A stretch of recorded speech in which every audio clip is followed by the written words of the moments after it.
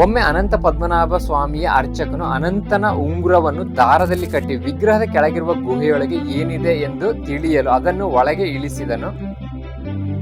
ಉಂಗುರವನ್ನು ಮೇಲೆ ಎತ್ತಿದಾಗ ಅದು ಹಾಲಿನಲ್ಲಿ ಅದ್ದಿದಂತೆ ಕಂಡಿತು. ಅದರಿಂದ ಅನಂತನ ವಿಗ್ರಹದ ಕೆಳಗಡೆ ಕ್ಷೀರಸಾಗರ ಹರಿಯುತ್ತಿದೆ ಎಂಬುದು ಸ್ಪಷ್ಟವಾಯಿತು ಎನ್ನುವಂತಹ ಒಂದು ಕಥೆಯನ್ನು ನಾವಿಲ್ಲಿ ನೋಡಬಹುದು. ಅನಂತ ಪದ್ಮನಾಭನ ದೇವಾಲಯವು ಸಮುದ್ರದ ಮೇಲ್ಭಾಗದಲ್ಲಿಯೇ ಇದೆ. ಇದನ್ನು ಕ್ಷೀರ ಸಮುದ್ರ ಎಂದು ಅನುಸಂಧಾನವನ್ನು ಮಾಡಲಾಗುತ್ತದೆ.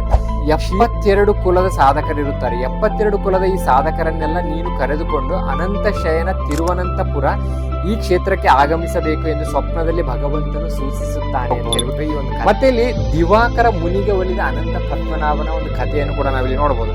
ಸಹಸ್ರಾರು ತಾಳೆಗರಿ ಗ್ರಂಥಗಳು ಈ ಮಂದಿರಕ್ಕೆ ಸಂಬಂಧಪಟ್ಟಂತೆ ಇಂದಿಗೂ ಸಂಗ್ರಹವಾಗಿ ಇದೆ. ಅವುಗಳ ಸ್ಥಳ ಪುರಾಣಗಳಲ್ಲಿ ಈ ಪದ್ಮನಾಭನ ಆಗಮನದ ಮಹಿಮೆಯನ್ನು ಹೀಗೆ ನಿರೂಪಿಸಿದ್ದಾರೆ ಅಂತ ಹೇಳಿ ಈ ಕಥೆ ಪ್ರಾರಂಭವಾಗೋದನ್ನ ನೋಡಬಹುದು. ಹರೇ ಕೃಷ್ಣ, ಎಲ್ರಿಗೂ ಕೂಡ ನಮಸ್ಕಾರ. ಇವತ್ತಿನ ಈ ವಿಶೇಷವಾಗಿರುವಂತಹ ಸಂಚಿಕೆಯಲ್ಲೂ ಕೂಡ ನಾವು ಮತ್ತೊಂದು ವಿಶೇಷವಾದ ಪುಸ್ತಕದ ಬಗ್ಗೆ ತಿಳ್ಕೋಣ. ಆ ಪುಸ್ತಕ ಯಾವುದು ಅಂತಂದ್ರೆ ಶ್ರೀ ಅನಂತ ಪದ್ಮನಾಭನ ಮಹಿಮೆ ಅಂತ ಹೇಳ್ಬಿಟ್ಟು ನಿಮ್ಗೆ ಇಲ್ಲಿ ಕಾಣಿಸ್ತಾ ಇರ್ಬೋದು. ಈ ಪುಸ್ತಕದ ಬಗ್ಗೆ ಇವತ್ತಿನ ಈ ಸಂಚಿಕೆಯಲ್ಲಿ ನಾವು ತಿಳ್ಕೋಣ. ಶ್ರೀ ಅನಂತ ಪದ್ಮನಾಭ ಸ್ವಾಮಿಯ ಮಹಿಮೆಯ ಬಗ್ಗೆ ತುಂಬನೇ ಸ್ಪಷ್ಟವಾಗಿ ಮತ್ತು ತುಂಬನೇ ವಿಸ್ತಾರವಾಗಿ ಮತ್ತು ತುಂಬನೇ ಸರಳವಾಗಿ ಅರ್ಥವಾಗುವಂತಹ ರೀತಿಯಲ್ಲಿ ಈ ಪುಸ್ತಕದಲ್ಲಿ ನಾವು ನೋಡ್ಬೋದು. ಯಾರೆಲ್ಲ ಶ್ರೀ ಅನಂತ ಪದ್ಮನಾಭ ಸ್ವಾಮಿಯ ಬಗ್ಗೆ ತುಂಬನೇ ವಿಶೇಷವಾಗಿರುವಂತಹ ಮಾಹಿತಿಗಳನ್ನ ತಿಳ್ಕೊಳ್ಬೇಕಂತಿದೆ, ಅದು ಕೂಡ ನಮ್ಮ ಪುರಾಣಗಳಲ್ಲಿ ಮತ್ತು ಇತಿಹಾಸಗಳಲ್ಲಿ ಯಾವ ರೀತಿಯಾಗಿ ಸ್ಪಷ್ಟವಾದ ಉಲ್ಲೇಖವನ್ನ ಮಾಡಿದೆ, ಆ ಎಲ್ಲದನ್ನು ಕೂಡ ಇಲ್ಲಿ ಸಂಗ್ರಹ ಮಾಡಿ ಈ ಪುಸ್ತಕದಲ್ಲಿ ನಮಗೆ ನೀಡಲಾಗಿದೆ. ಹಾಗಾದ್ರೆ ಈ ಪುಸ್ತಕದ ಬಗ್ಗೆ ನಾವೀಗ ತಿಳ್ಕೊಳ್ಳೋದಕ್ಕಿಂತ ಮುಂಚೆ ಯಾರೆಲ್ಲ ಇನ್ನು ಚಾನಲ್ನ ಸಬ್ಸ್ಕ್ರೈಬ್ ಮಾಡ್ಕೊಂಡಿಲ್ವೋ ಎಲ್ಲರೂ ಕೂಡ ಚಾನಲ್ನ ಸಬ್ಸ್ಕ್ರೈಬ್ನ ಮಾಡ್ಕೊಳ್ಳಿ. ಇದರಲ್ಲಿ ನಿಮಗೆ ಇದೇ ರೀತಿಯ ವಿಶೇಷವಾಗಿರುವಂತಹ ಪುಸ್ತಕಗಳ ಸಂಕ್ಷಿಪ್ತವಾದ ಮಾಹಿತಿಯ ವಿಡಿಯೋಸ್ಗಳು ಸಿಗ್ತಾ ಇರುತ್ತೆ. ಈಗ ನಾವು ತಿಳ್ಕೊಳ್ಳೋದಕ್ಕೆ ಹೋಗ್ತಾ ಇರುವಂತಹ ಈ ಪುಸ್ತಕದ ಹೆಸರು ಶ್ರೀ ಅನಂತ ಪದ್ಮನಾಭ ಮಹಿಮೆ ಅಂತ, ಇತಿಹಾಸ ಪುರಾಣಗಳ ಆಧಾರದಲ್ಲಿ ಅಂತ ಹೇಳ್ಬಿಟ್ಟು. ಈ ಪುಸ್ತಕದ ಸಂಪಾದನೆ ಮತ್ತು ಸಂಗ್ರಹ ಬಂದು ಡಾಕ್ಟರ್ ಬೇನ ವಿಜಯೇಂದ್ರಾಚಾರ್ಯ ಮೈಸೂರು ಅಂತ ಹೇಳ್ಬಿಟ್ಟು. ಈ ಪುಸ್ತಕದಲ್ಲಿರುವಂತಹ ಪುಟಗಳ ಸಂಖ್ಯೆ ಎಷ್ಟು ಅಂತ ನಾವು ನೋಡೋದಾದ್ರೆ 438 ಪುಟಗಳನ್ನ ಈ ಪುಸ್ತಕ ಒಳಗೊಂಡಿದೆ. ಹಾಗಾದ್ರೆ ಈ ಪುಸ್ತಕದ ಒಳಗಡೆ ಇರುವಂತಹ ಆ ಸ್ವಾಮಿಯ ಮಹಿಮೆಗಳೇನು ಮತ್ತು ಪವಾಡಗಳೇನು ಅಂತ ನಾವೀಗ ತಿಳ್ಕೋಣ. ಮೊದಲನೇದಾಗಿ ನಾವು ಇಲ್ಲಿ ವಿಷಯಾನುಕ್ರಮಣಿಗೆ ಬಂದರೆ ಇಲ್ಲಿ ನಮಗೆ ಅನಂತ ಪದ್ಮನಾಭನ ಮಹಿಮೆಗಳು ಮತ್ತು ಪವಾಡಗಳ ಬಗ್ಗೆ ತಿಳಿಸುತ್ತೆ. ಅದು ಯಾವ ರೀತಿಯಾಗಿರುತ್ತೆ ಅಂದರೆ ಶ್ರೀ ಅನಂತ ಪದ್ಮನಾಭನ ಸ್ತುತಿ ಅನ್ನೋದನ್ನು ನಾವಿಲ್ಲಿ ನೋಡ್ಬೋದು.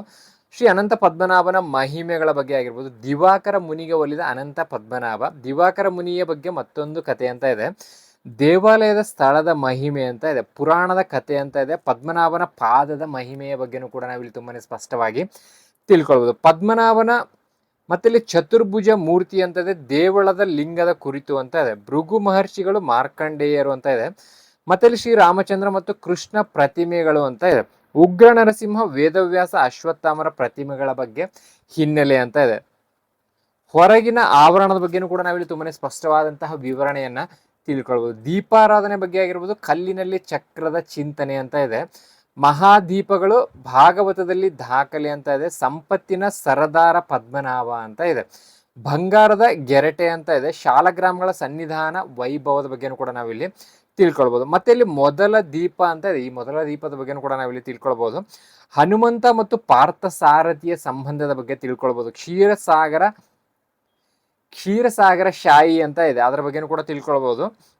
ಅನಂತ ಪದ್ಮನಾಭ ಸ್ವಾಮಿ ದೇವಸ್ಥಾನದಲ್ಲಿ ಅಶ್ವತ್ಥಾಮ ಅಂತ ಇದೆ, ಅದ್ರ ಬಗ್ಗೆನೂ ಕೂಡ ನಾವಿಲ್ಲಿ ತಿಳ್ಕೊಳ್ತಾ ಹೋಗ್ಬೋದು. ಒಂದು ಭವಿಷ್ಯವಾಣಿ ಅಂತ ಇದೆ, ದೈವಿಕ ಪ್ರೇರಣೆ ಅಂತ ಇದೆ, ಕೆಲಸಗಾರರ ಮೇಲೆ ರಾಜನಿಗಿದ್ದ ಗೌರವ ಅಂತ ಇದೆ, ಕಷ್ಟದಲ್ಲಿ ದೇವರ ಸಹಾಯ ಅಂತ ಇದೆ, ಮಳೆಯಿಂದ ರಕ್ಷಣೆ, ರಾಜರಾದರೂ ಪದ್ಮನಾಭನ ದಾಸನೆ ಅಂತ ಇದೆ, ಪವಾಡ ಮತ್ತು ಪರಿಹಾರಗಳ ಬಗ್ಗೆ ತುಂಬಾನೇ ವಿಶೇಷವಾಗಿರುವಂತಹ ಮಾಹಿತಿಗಳನ್ನು ನೋಡಬಹುದು.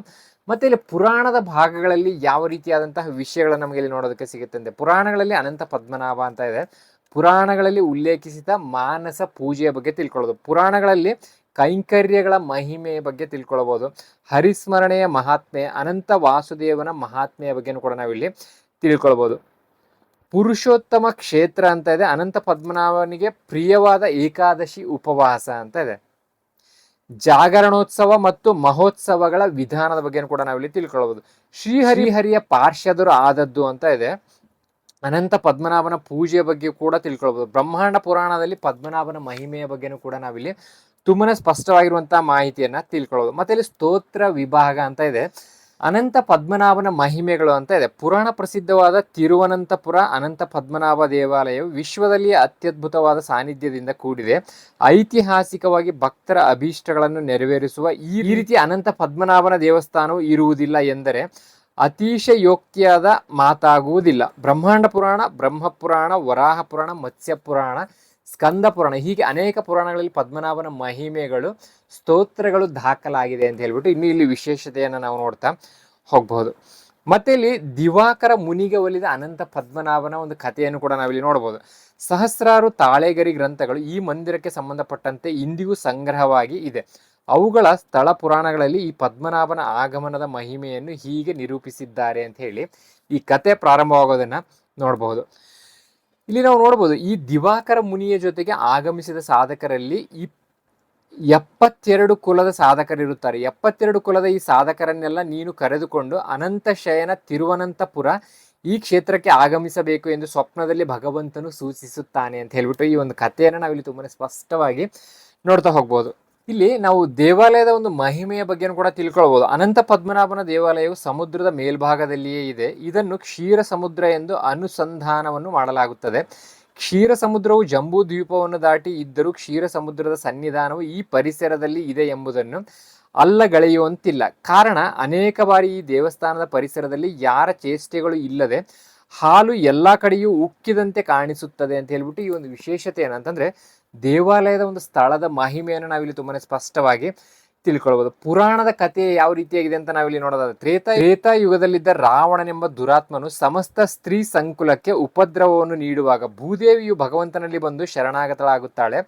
ಈ ಅನಂತ ಪದ್ಮನಾಭನ ಸನ್ನಿಹಕ್ಕೆ ಬಂದು ಭೂದೇವಿಯು ಸ್ತ್ರೀ ಸಮುದಾಯವನ್ನು ರಕ್ಷಿಸು ಎಂದು ಭಿನ್ನವಿಸುತ್ತಾಳೆ ಅಂತ ಹೇಳ್ಬಿಟ್ಟು ಈ ಕಥೆಯನ್ನು ನಾವು ಈ ರೀತಿಯಾಗಿ ನೋಡಬಹುದು. ಮತ್ತೆ ಇಲ್ಲಿ ಶ್ರೀ ಅನಂತ ಪದ್ಮನಾಭನ ಪಾದದ ಮಹಿಮೆಯ ಬಗ್ಗೆನೂ ಕೂಡ ನಮಗೆ ಇಲ್ಲಿ ತುಂಬಾನೇ ಸ್ಪಷ್ಟವಾದಂತಹ ಕಥೆಯನ್ನು ತಿಳಿಸುತ್ತೆ. ಶ್ರೀ ಅನಂತ ಪದ್ಮನಾಭನ ಪಾದಗಳಲ್ಲಿರುವ ಚಿಹ್ನೆಗಳನ್ನು ಹೀಗೆ ಗುರುತಿಸಲಾಗಿದೆ. ಭಗವಂತನ ಪಾದದಲ್ಲಿ ಧ್ವಜ, ವಜ್ರ, ಅಂಕುಶ, ಯವ, ಕಮಲ, ಶಂಖ, ಚಕ್ರ, ಕಲ್ಪವೃಕ್ಷ, ಅಮೃತ ಕಳಶ ಹೀಗೆ 7 ಚಿಹ್ನೆಗಳಿಂದ ಭೂಷಿತವಾದದ್ದು ಶ್ರೀಹರಿಯ ಪಾದವು ಅಂತ ಹೇಳಿ ಭಗವಂತನ ಪಾದದಲ್ಲಿರುವಂತಹ ಪ್ರತಿಯೊಂದು ಚಿಹ್ನೆಗಳ ಬಗ್ಗೆನೂ ಕೂಡ ನಾವಿಲ್ಲಿ ಸ್ಪಷ್ಟವಾಗಿ ತಿಳ್ಕೊಳ್ಬಹುದು.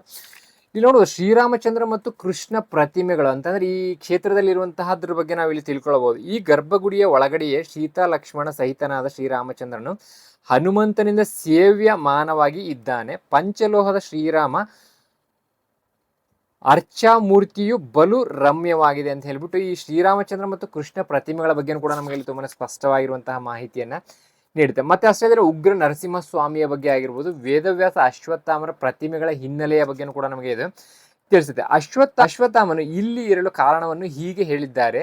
ಇಲ್ಲಿರುವ ಅಶ್ವತ್ಥಾಮನ ಪ್ರತೀಕವು ವೇದವ್ಯಾಸ ದೇವರ ಬಳಿ ತಾನು ಮಾಡಿದ ಅಪರಾಧವನ್ನು ಮನ್ನಿಸು ಎಂದು ಪ್ರಾರ್ಥಿಸುವ ಉದ್ದೇಶದಿಂದ ಪ್ರತಿಷ್ಠೆ ಮಾಡಲಾಗಿದೆ ಅಂತ ಹೇಳ್ತಾ ಇದೆ. ಮಹಾಭಾರತದ ಸೌಪ್ತಿಕ ಪರ್ವತದಲ್ಲಿ ಅಶ್ವತ್ಥಾಮನ ಕಥೆಯು ನಿರೂಪಿಸಲ್ಪಟ್ಟಿದೆ. ಅಶ್ವತ್ಥಾಮನು ರಣರಂಗದಲ್ಲಿ ಪಾಂಡವರನ್ನ ಎದುರಿಸಲಾಗದೆ ಕೃಷ್ಣ ಭೀಮಾರ್ಜುನರ ಭಯದಿಂದ ದಟ್ಟವಾದ ಅರಣ್ಯವನ್ನು ಪ್ರವೇಶಿಸುತ್ತಾನೆ ಅಂತ ಹೇಳಿ ತುಂಬಾನೇ ರಹಸ್ಯವಾಗಿರುವಂತಹ ಕಥೆಗಳನ್ನು ಅಂತಂದ್ರೆ ಈ ಮಹಾಭಾರತದಲ್ಲಿ ಬರುವಂತಹ ಕಥೆಗಳನ್ನು ಕೂಡ ನಾವು ಇದರಲ್ಲಿ ನೋಡ್ತಾ ಹೋಗ್ಬೋದು. ಇಲ್ಲಿ ನೋಡೋದು ಕ್ಷೀರಸಾಗರ ಶಾಹಿ ಅಂತ ಇದೆ.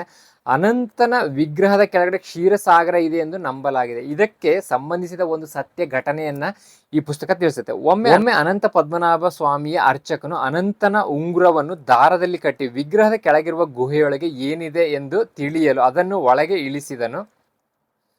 ಉಂಗುರವನ್ನು ಮೇಲೆ ಎತ್ತಿದಾಗ ಅದು ಹಾಲಿನಲ್ಲಿ ಅದ್ದಿದಂತೆ ಕಂಡಿತು. ಅದರಿಂದ ಅನಂತನ ವಿಗ್ರಹದ ಕೆಳಗಡೆ ಕ್ಷೀರಸಾಗರ ಹರಿಯುತ್ತಿದೆ ಎಂಬುದು ಸ್ಪಷ್ಟವಾಯಿತು ಎನ್ನುವಂತಹ ಒಂದು ಕಥೆಯನ್ನು ನಾವಿಲ್ಲಿ ನೋಡಬಹುದು. ಅನಂತ ಪದ್ಮನಾಭ ಸ್ವಾಮಿಯ ದೇವಸ್ಥಾನದಲ್ಲಿ ಅಶ್ವತ್ಥಾಮ ಅಂತ, ಅಶ್ವತ್ಥಾಮನು ಇಂದಿಗೂ ಚಿರಂಜೀವಿ ಎಂದು ನಂಬಲಾಗುತ್ತದೆ. ಕೇರಳದ ತಿರುವನಂತಪುರದಲ್ಲಿರುವಂತಹ ಅನಂತ ಪದ್ಮನಾಭ ಸ್ವಾಮಿ ದೇವಸ್ಥಾನದಲ್ಲಿ ಅಶ್ವತ್ಥಾಮನ ಆಗಾಗ ಕಾಣಿಸಿಕೊಳ್ಳುತ್ತಾನೆ ಎಂಬ ದೃಢ ನಂಬಿಕೆ ಜನರಲ್ಲಿ ಇದೆ. ಅದಕ್ಕೆ ಹಿಂದಿನಿಂದ ಕೇಳಿ ಬರುತ್ತಿರುವ ಒಂದು ಪ್ರಸಿದ್ಧ ಕತೆ ಈ ರೀತಿಯಾಗಿದೆ ಅಂತ ಹೇಳ್ತದೆ. ಹಿಂದೆ ಈ ದೇವಸ್ಥಾನದಲ್ಲಿ ಇಬ್ಬರು ಅಣ್ಣ ತಮ್ಮಂದಿರು ನಿಷ್ಠೆಯಿಂದ ದೇವಾಲಯದ ಕೈಂಕರ್ಯವನ್ನು ಮಾಡುತ್ತಿದ್ದರು. ಅವರು ಪ್ರತಿದಿನವೂ ಭಕ್ತಿಯಿಂದ ದೇವರ ಸೇವೆ ಮಾಡಿ ಪ್ರಸಾದ ವಿತರಣೆ ಹಾಗೂ ದೀಪಾರಾಧನೆಗಳಲ್ಲಿ ತೊಡಗಿಸಿಕೊಂಡಿದ್ದರು ಅಂತ ಹೇಳಿ ಈ ಕಥೆಯ ಬಗ್ಗೆನೂ ಕೂಡ ನಾವಿಲ್ಲಿ ಗಮನಿಸಬಹುದು.